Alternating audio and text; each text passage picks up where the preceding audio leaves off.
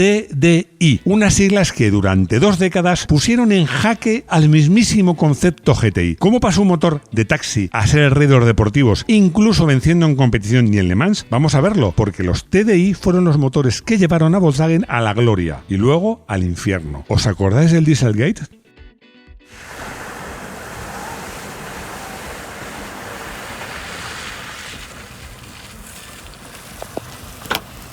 Bienvenido a Garaje Hermético. Fuérate con nosotros. ¡Enciérrate con nosotros! Me he equivocado.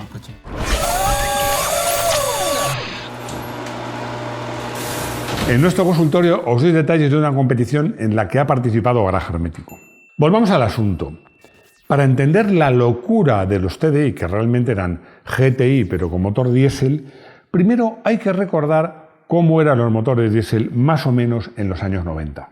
Porque si hoy le dices a un chaval de 20 años que hubo un tiempo en el que los diésel eran coches lentos, ruidosos, que vibraban como una hormigonera, que eran coches para taxistas, viajantes de comercio y gente con mucha paciencia, seguramente ni se lo crean.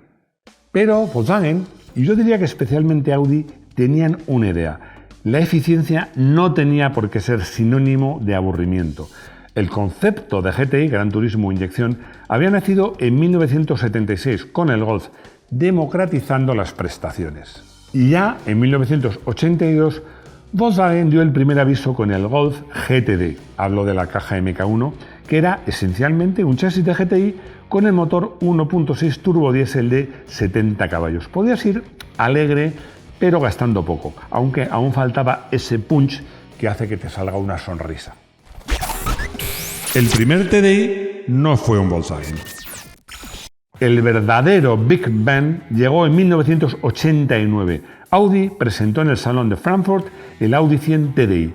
Esas 3 letras significaban Turbo Direct Injection. Aunque Fiat se les adelantó técnicamente con el croma ID, fue el grupo alemán quien perfeccionó la fórmula eliminando la precámara de combustión.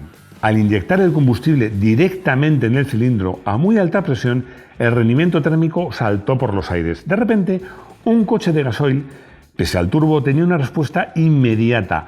Ya no había que esperar a que el motor subiese de vueltas. El TDI siempre estaba listo.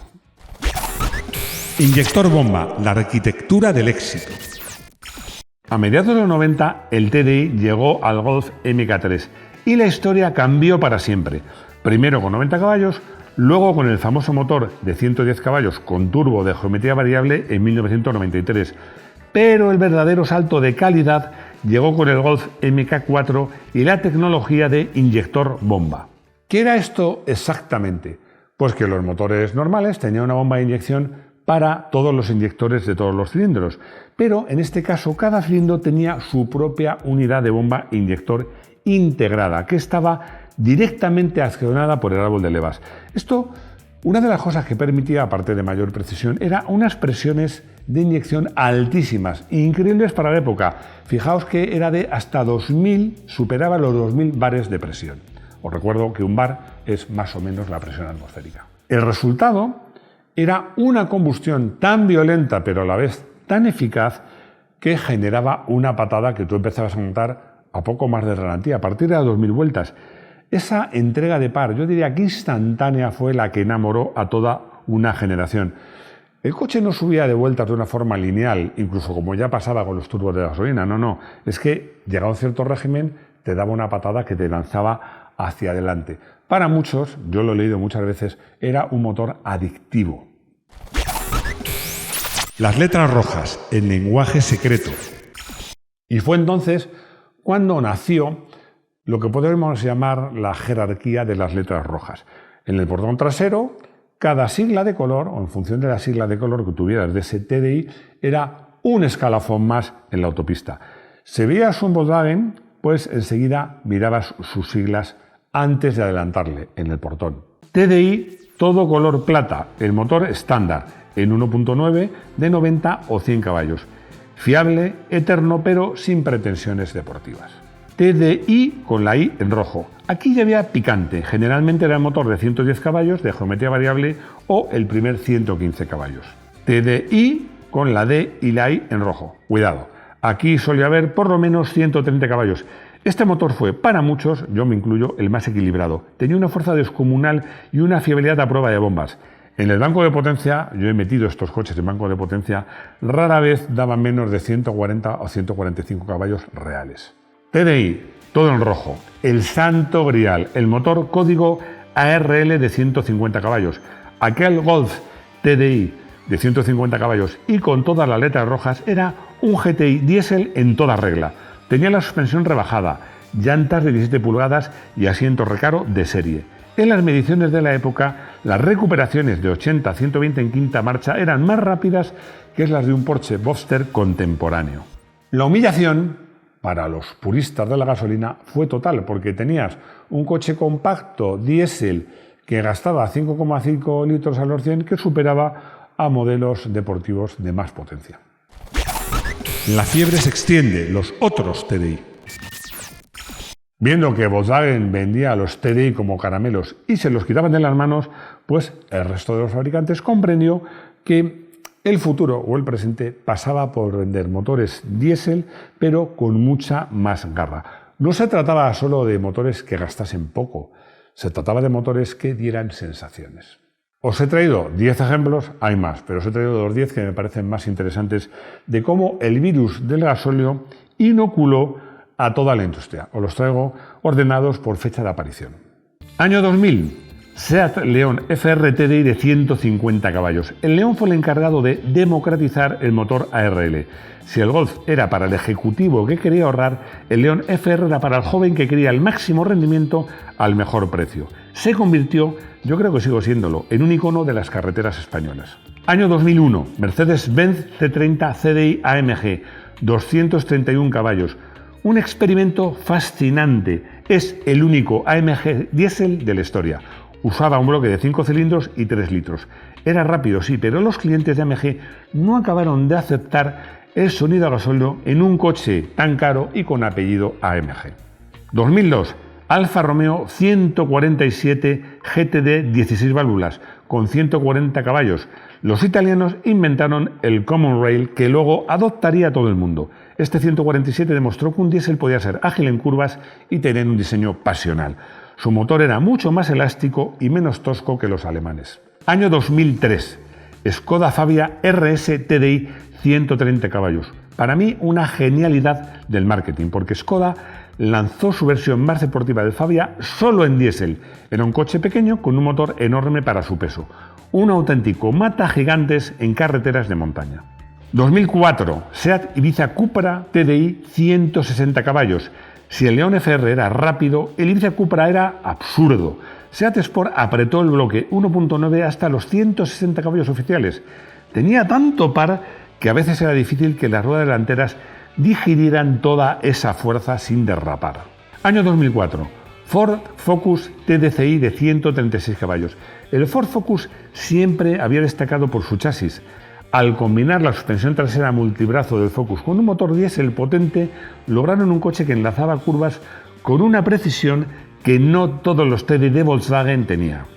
Año 2005. Opel Astra GTC CDTi de 150 caballos, con una estética coupé muy lograda y el sistema de amortiguación pilotada IDS Plus. El Astra fue el gran rival del León FR. Su motor, de origen Fiat, era robusto y muy prestacional. Año 2007. BMW 123D, 204 caballos. BMW llegó tarde a la fiesta de los compactos diésel radicales, pero cuando llegó lo hizo pisando fuerte. Fue el primer diésel de 4 cilindros con doble turbo, superando la barrera mágica de los 100 caballos por litro. Año 2007, Renault Megane RS DCi de 175 caballos. Renault Sport se atrevió con lo impensable. Partieron del chasis cab del Megane RS con su diferencial autoblocante y sus frenos Brembo y le metieron un motor diésel. Era el coche perfecto para quien hacía 40.000 kilómetros al año, pero no quería renunciar a sus domingos de circuito. Año 2007. Toyota Auris 2.2D CAT 177 caballos. Toyota apostó por la cilindrada. Con 2,2 litros, este motor era suavidad pura y tenía una reserva de potencia impresionante, aunque nunca tuvo la imagen un poco canalla de sus rivales europeos. Los Super TDI, locuras de la ingeniería. El grupo Volkswagen no se quedó solo con los TDI de 4 cilindros.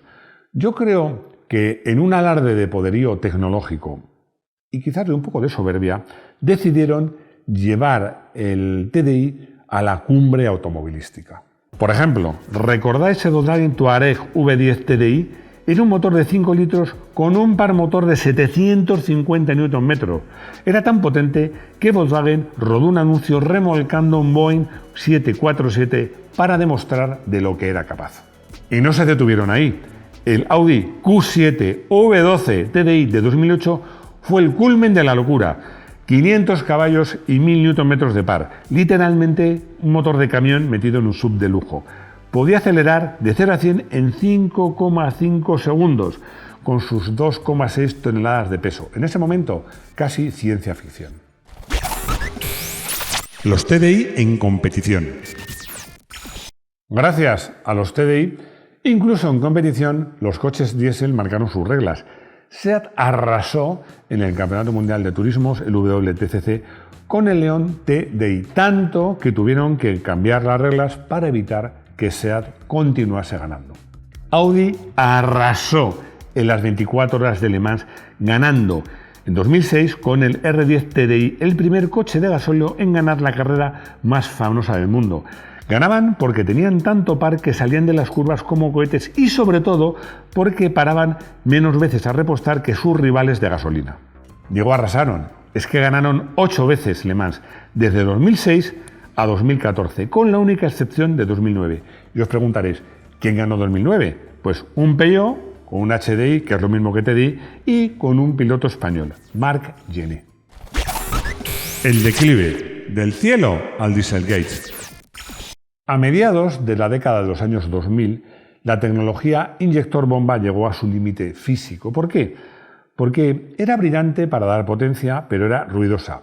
Y lo más importante, era muy difícil para conseguir cumplir las normas cada vez más estrictas de emisiones, las famosas Euro 5 y Euro 6, sin encarecer esta tecnología demasiado.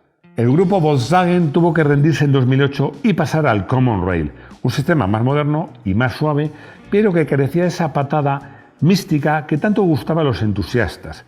El TDI se volvió civilizado y con ello, para muchos, perdió parte de su encanto. Sin embargo, el fin de la era dorada del TDI no fue técnico, sino ético. En septiembre de 2015 estalló el escándalo del Dieselgate. Se descubrió que Volkswagen había instalado un software ilegal en millones de motores, la familia EA189, para detectar cuándo estaban siendo sometidos a una prueba de emisiones y reducir su contaminación, pero solo en ese momento. En carretera abierta llegaban a contaminar hasta 40 veces más de lo permitido. El diésel, que durante años se había vendido como la opción más ecológica por sus bajas emisiones de CO2, de la noche a la mañana se convirtió en el villano, sobre todo por sus emisiones de óxidos nitrosos, los famosos NOx. La confianza se rompió. Las ciudades comenzaron a anunciar restricciones, los impuestos se subieron y la inversión de las marcas se volvió, ya lo adivináis, hacia los coches híbridos y eléctricos. Conclusión. En resumen, los TDI y sus equivalentes representaron una era para mí de ingeniería audaz. Demostraron que no había que elegir entre prestaciones y economía, logrando que el coche de diario fuera también el coche de disfrute para millones de personas.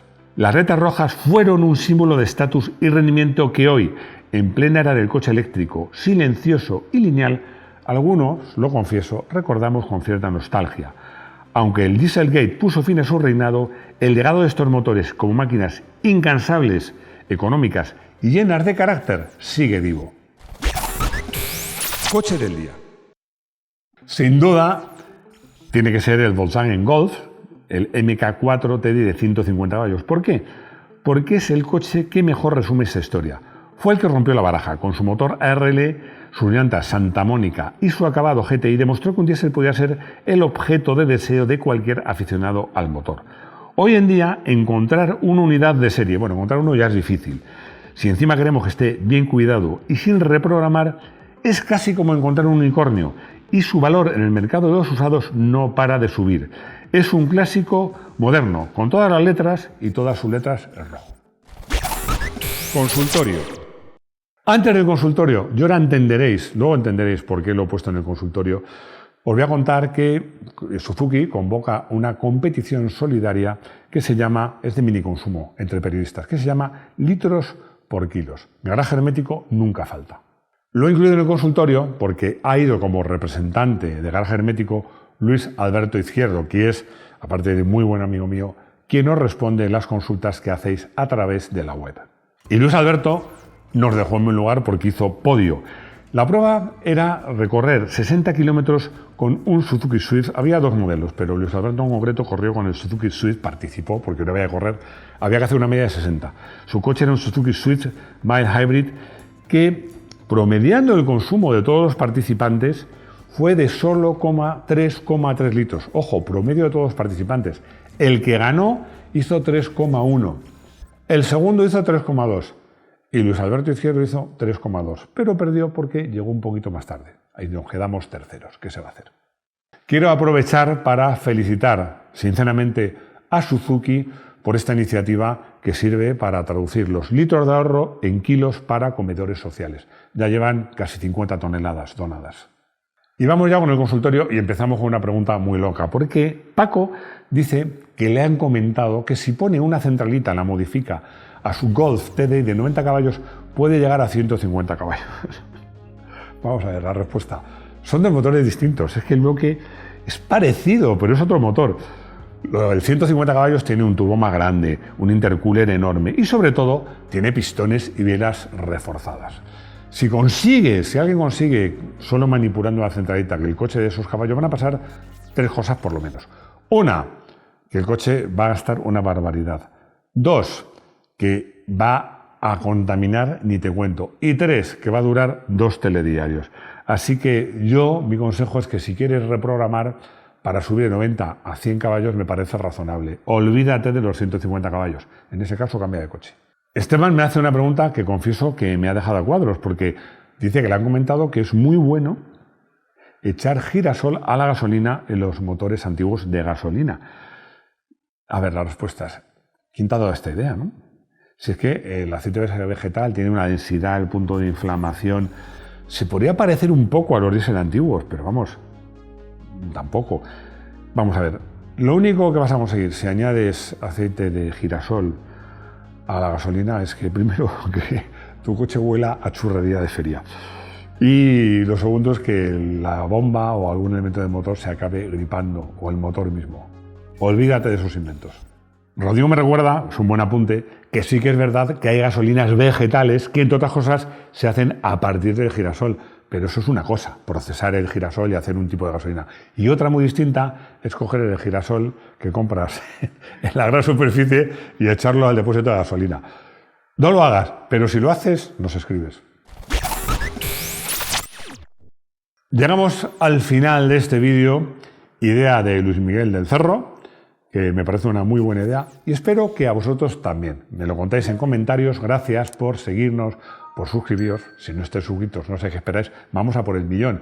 Por compartir el vídeo, por dar los likes, los dislikes y especialmente si os hacéis miembros, amigos del canal y nos ayudáis a mejorarlo. Y lo más importante, os espero aquí, de nuevo, en nuestro garaje hermético. Hasta pronto.